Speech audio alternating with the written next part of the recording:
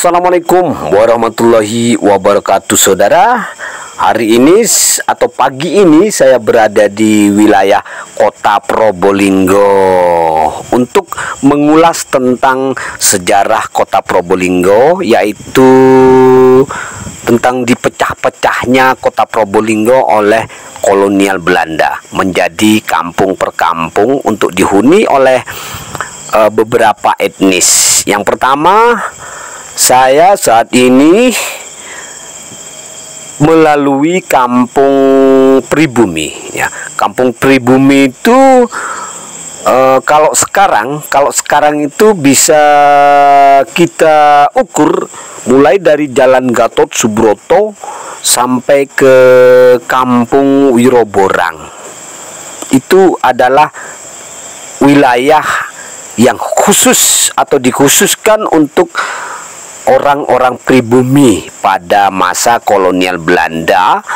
Pertama kali masuk ke Probolinggo pada tahun 1743, Belanda mulai menyeket atau memberi seket terhadap wilayah Probolinggo, yaitu paling timur atau sekarang yang kita lewatin.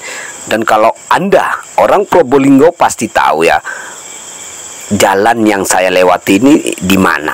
Itu pasti tahu kalau Anda orang Probolinggo. Ini adalah wilayah Jati.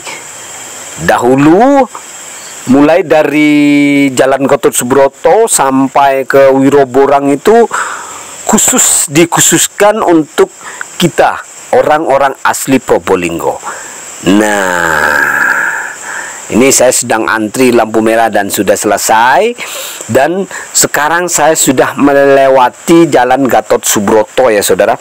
Yang mana Jalan Gatot Subroto ini untuk sebelah timur jalan atau kanan jalan atau kanan saya ya, itu adalah wilayah kampung pribumi. Dan untuk barat jalan atau kiri jalan yang saya lewati ini, itu dikhususkan untuk warga Cina. Yang mana warga pribumi dahulu, wilayah kampung pribumi ini lebih banyak ya, lebih banyak saudara, atau lebih lebar karena penghuninya itu banyak. Menurut data catatan Belanda, warga pribumi di kota Probolinggo dahulu itu sampai mencapai 1.200 kepala keluarga. 1.200 kepala keluarga pada masa kolonial Belanda. Untuk yang di kota ya. Sedangkan di sebelah kiri Jalan Gatot Subroto ini warga Cina. Yang mana pada masa itu warga Cina di kota Probolinggo itu hanya sekitar 600 orang ya, 600 orang, bukan kepala keluarga ya, maaf ya. Jadi warga Cina pada masa itu ada 600 orang. Nah, namun posisi orang Cina pada waktu itu diberi posisi kehormatan ketiga oleh kolonial Belanda, yaitu kasta. Kalau bisa dibilang kasta ya, karena kasta atau posisi kehormatan di mata masyarakat pada zaman dahulu yang asli milik budaya Jawa itu dirusak oleh Belanda dan diganti dengan kasta yang dibuat oleh Belanda sendiri. Yang mana Belanda mengkhususkan atau membuat kasta bagi orang-orang Eropa. Dan ini jalan yang saya lewati ini jalan Suroyo. Nah, disinilah warga Eropa dahulu bertempat tinggal. Nah, warga Eropa ini dahulu di wilayah ini hanya sedikit ya saudara, tidak terlalu banyak seperti warga pribumi atau warga Cina, yang mana warga Cina pada waktu itu hanya ada 600 orang. Sedangkan orang-orang Eropa yang menempati sekitar jalan ini hanya ada 60 orang dan menempati kasta tertinggi atau nomor 1 ya saudara. Sedangkan kasta yang nomor 2 adalah sebelah kanan jalan ini ya, kanan jalan ini itu ada sekitar 300 orang Arab. Karena dari kanan jalan yang saya lalui ini adalah kampung Arab. Dan di depan kita dapat melihat bangunan atau gedung Kodim 0820. Pada masa kolonial dahulu, gedung itu adalah gedung Residen Trowing atau gedung wakil rakyat. Kalau saat ini bisa dibilang gedung DPR ya.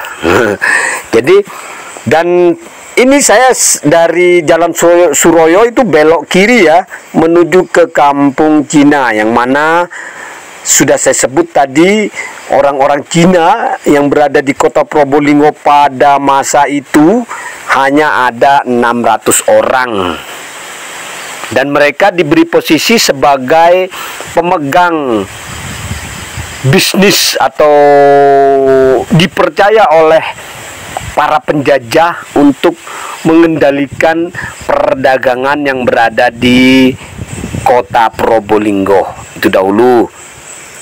Dan untuk yang lain seperti orang Arab itu menempati posisi kasta kedua, sedangkan orang Cina menempati posisi kasta yang ketiga, dan kita orang-orang pribumi menempati kasta keempat.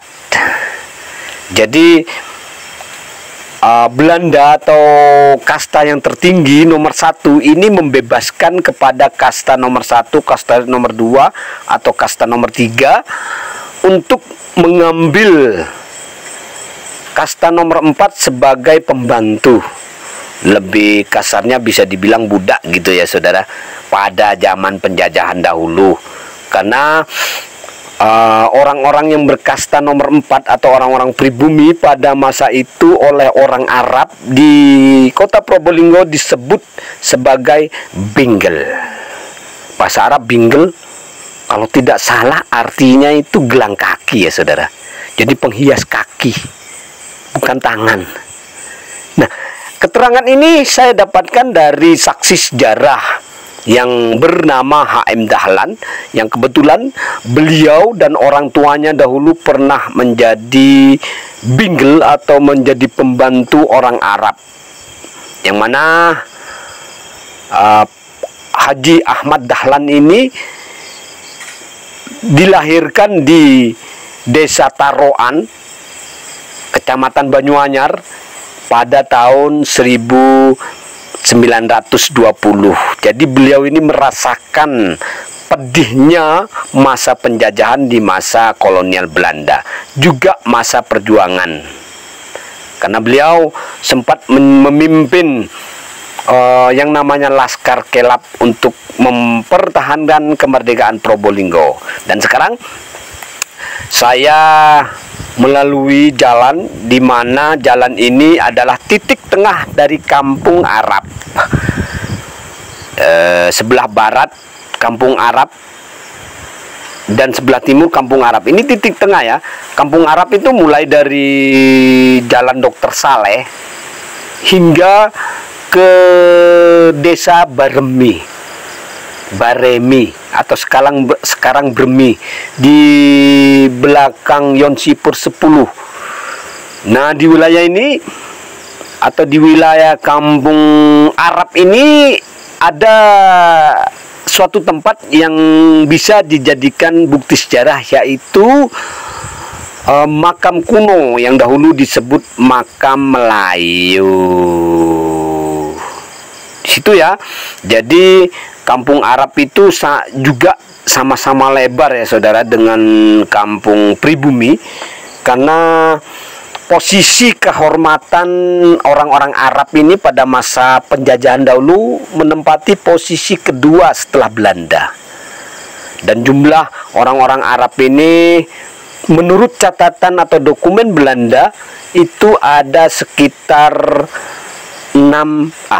300 orang.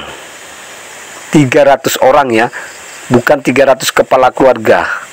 Jadi pada masa kolonial Belanda itu lebih banyak jumlahnya warga pribumi, yaitu 1.200 kepala keluarga. 1.200 kepala keluarga ini bisa mencapai 3.000-an orang ya saudara, karena satu kepala keluarga bisa mempunyai anak sampai 5 orang atau bisa lebih ya, karena dahulu tidak ada KB saudara.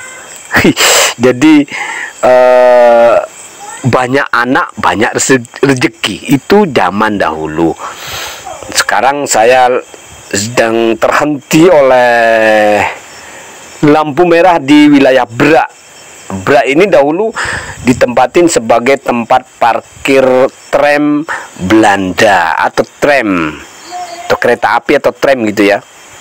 Sedangkan ini sebelah kanan adalah rumah dinas wali kota Probolinggo, terus ke timur sampai mencapai Kodim 0820. Jadi wilayah ini adalah wilayah Kampung Arab itu dahulu ya. Kampung Arab itu sampai dari sini ya awalnya nih. Dari sebentar lagi saya berbelok ke sebelah kiri, yaitu kalau tidak salah nama jalannya Jalan Dr. Saleh. Jalan Dr. Saleh. Nah, ini ya. Nah, sampai di sini. Tepatnya perbatasan antara Kampung Belanda dan Kampung Arab ini sekarang menjadi titik nol di kota Probolinggo. Itu tepatnya, lebih tepatnya ya. Oke, saudara, itulah ulasan sejarah Kota Probolinggo pada kali ini. Sampai jumpa pada ulasan berikutnya. Wabillahi taufiq wal hidayah. Wassalamualaikum warahmatullahi wabarakatuh. Sampai jumpa pada ulasan sejarah Probolinggo berikutnya. Bye bye.